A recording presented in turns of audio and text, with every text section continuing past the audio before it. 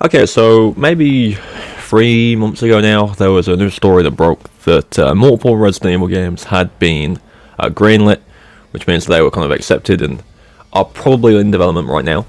And today I kind of want to go over what they could be, and I'll probably go in more of a what's more likely they are to be to what's more least likely to be one of these games.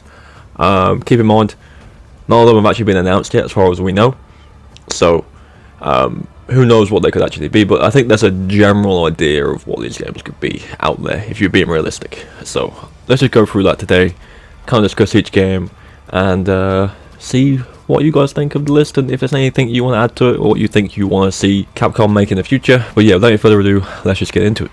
So I think the one that is probably the most likely to be on there, and I think that's definitely Resident Evil 10, or whatever the new Resident Evil game is in the mainline series after 9. Now, people have said 9, but here's the thing. If they were greenlit last year, 9 probably was in development for, I'll say, 1 or 2 years before that. So they're not going to greenlight a game that's 2 years down the line, because obviously they would have already approved that game. So 9 is out of the question, so this is after 9. So I think 10, or whatever the next one is after 9, because there's a lot of kind of rumours going around that 9 is the last one in like the continuous story. But for now, we'll say Resident Evil 10 is probably one of those games. We're not going to see it for a long time. Resident Evil 9 isn't even out yet, and apparently that's out next year, and there is quite a gap between the mainline entries. So I don't think we'll see it till at least probably 2028, 2029, maybe. And I think at that point it'll probably be on the next generation of consoles, so a long ways out. Kind of in keeping with the same kind of like thought process, we do have Resident Evil 5, and that again, I think, at least right now, I think that game's already being made. I don't think that would have been greenlit last year, because I think off the back end of the 4 remake, I think that game was probably already kind of in development already. I think they're really trying to test the ground with a lot of things in the 4 remake for a remake of 5. And again, end of the game teases it quite substantially. Again, I know it's just because 5 already exists and they're keeping the story going, but I do think that's happening, and I do think that is the next in terms of a remake. But again, I don't think that was greenlit last year, because I think it's been probably in development for... It's probably been in development for as long as a year, maybe less than that. But again, I think 9 is definitely the next release, especially with it being rumoured that it's coming out next year. And then I think 5 will probably follow that. So getting those two out of the way, I think the greenlit games we have apparently gotten last year aren't those two. I don't think it's RE9, I don't think it's RE5 remake. I think it's something new. And I do want to go over kind of the most likely kind of scenarios that will be, starting with 10 and then moving on to some others which I have some ideas about. Alright, so let's be realistic. Next thing probably following a RE10 or a RE5 remake. I think the next most popular or next most like demanded game is Code Veronica remake. Again, recently there was an interview with them and they were directly asked about it. I think this was not long after 4 came out. And they did say they're aware of the interest of it, and obviously if there is demand for it, they would consider it. Again, people ask for this game all the time. I think it's only a matter of time before it does happen. I think 5 is still first. I strongly believe 5 is first. But I think, in terms of the remakes at least, it'll absolutely follow 5. And I don't really like the game as much as other people do, but it does definitely need that kind of treatment in some way. So that's definitely a possibility for that one.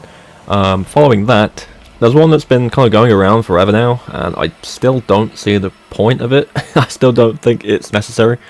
But a remake of the original game, in like the new engines and stuff. They did the remake of Resident Evil 1, and I don't think they should do it again. I think the one we have is fine.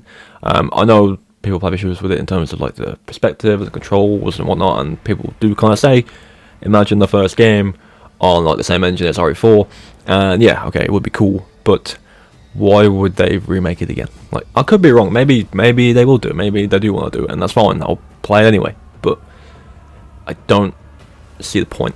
But it could be one of those games. I'm not 100% sure. But again, there is demand for it, and people want to see it. So maybe it will be one of those. Next up, this one's probably going to be a bit of a yikes for most people. But there's no saying that they're not going to try and dabble in multiplayer again. Obviously, they've done that a couple of times. You've got Umbrella Corps, which is honestly so far from being a Resident Evil game, it's kind of crazy. Resistance, which is probably the most loved of all the multiplayer games they made, outside of like the co-op games like 5 and 6. And then you've got Reverse, which came with Village, which I made a video on recently, and it has seen a slight increase in people. Now they've condensed the servers a bit, but again, not the most popular, and they could be kind of dipping into the PvP side of things again.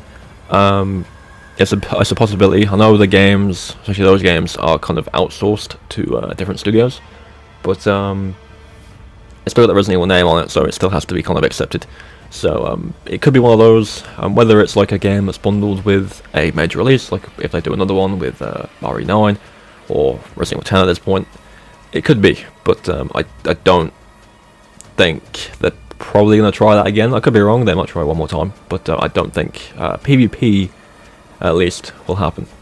But on the flip side, there is obviously a want for a remake, remaster, or a new game in the style of Outbreak, which is more of a co-op focused game, and those games are super popular. They're not really as accessible as they should be, and there hasn't really been anything like it. Yeah, there hasn't been anything like it for a long time. I think 5 and 6 are probably the closest because they are co-op games, but I think a game like Outbreak maybe could be on the cards. I think they are aware of how much people like those games, and I think, like many people think, if they're going to dabble in multiplayer again, you need to make it more cooperative than competitive, because it fits the games better for it to be a co-op experience rather than, you know, a PvP deathmatch free-for-all, whatever mode you want to call it.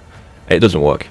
A couple more to go over. We've got the Revelations series, or a game like the Revelations series. There's only 2 at the moment, and there was a big rumour for a 3rd, and to kind of briefly go over what those games are, if people don't really know, is they're kind of like bridge games.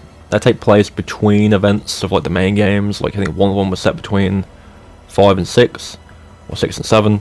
I don't remember specifically, but either way, they're set between mainline entries, and they do cover some smaller stories that happen and mention events from the main games as well. There was a rumour for a 3rd one, but that kind of disappeared. So whether they're going to do that, or they're going to do a game like that, it's possible. I think, especially with the modern games, it would be good.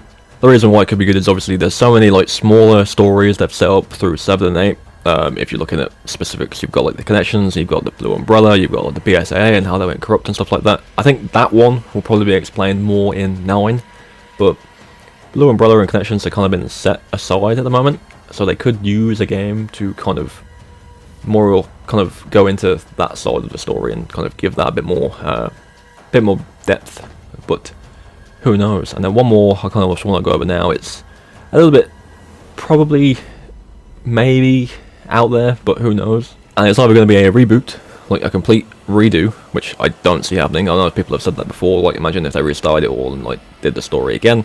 I think that's kind of what they're doing with the remakes, so I don't think that's necessary. I think the remakes are the canon now, and they have shifted the story in them slightly for them to kind of be a bit more grounded, a bit more serious and stuff like that, so I think that's kind of the way they're going. But in terms of what I mean by reboot, mainly, is I'm talking about like Resident Evil 7. Like, what if after 9 or 10, whatever the last one is, if this rumour of the next game being the last one is true, they just do a reset, and you've got new characters, new story, and they go at it from a different angle. That could be something they do. I'm not saying that's 100% fact, but it's possible that's something that can happen. And I know that there's another one I briefly want to mention just before I close up that is something that people have talked about, in the sense that if the mainline concurrent story ends, they go back through the timeline and pick out certain events and make stories about things that happened during that time. The big example is following like a different group of people or a different character throughout the events of like Raccoon City and when the Outbreak started and stuff like that. Kind of like Outbreak, but more of a serious, big game horror style, because horror is very difficult nowadays, especially with like the characters we know being so used to it. They can't really do horror as well, but having a new character, which is why 7 was so good, it makes the horror feel fresh again, so that's always an idea. But yeah, they're pretty much the main kind of theories and thoughts people have, as well as myself. As always though, do let me know what you think. If you agree or disagree, let me know. If you have your own thoughts, let me know. But yeah, thank you for watching. Maybe leave a like on the video and subscribe if you are new, and as always, I'll catch you in the next one.